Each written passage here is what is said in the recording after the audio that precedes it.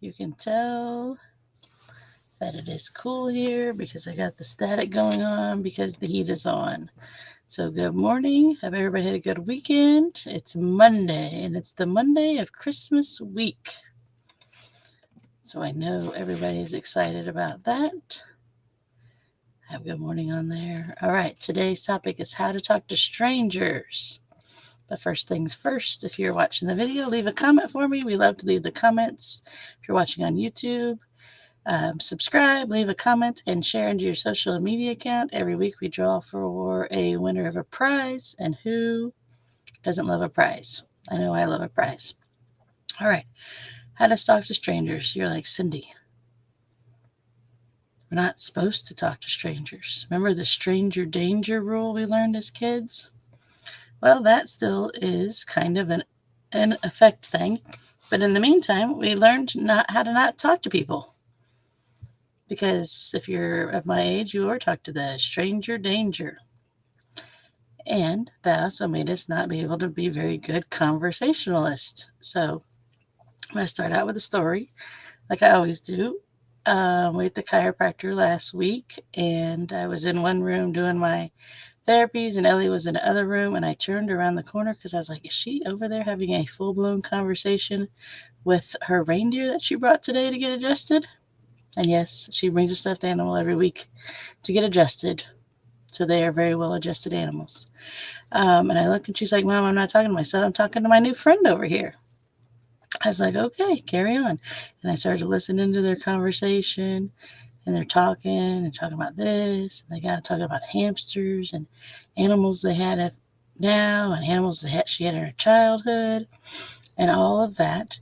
And then after we got all done with our things and the lady went on to do her different therapy, she came to me, she's like, she doesn't talk like a regular kid.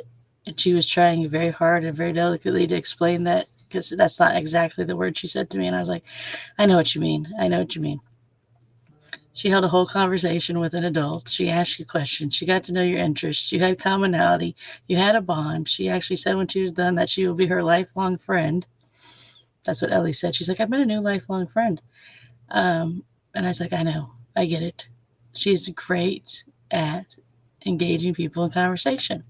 And I thought, hey, I need to come on here because my mamas probably need to know about this too, for either themselves that are not that great at starting conversations with strangers, or for their kids. Like, you don't talk to everybody. You don't talk about, like when we tell everyone going to trips, like you talk to everybody, but you don't tell them exactly where we're going, what our room number is, and all the specifics of everything. You just have a regular conversation with them. So then I was like, what is some ways that they can start the conversation? So I'm sure Ellie asked the question of the lady. And you know what the great first question is? What's your name? That's a great first question to start out with. What's your name? And then you could say, hey, like she says, I'm Ellie. And I say, I'm Cindy. Nice to meet you.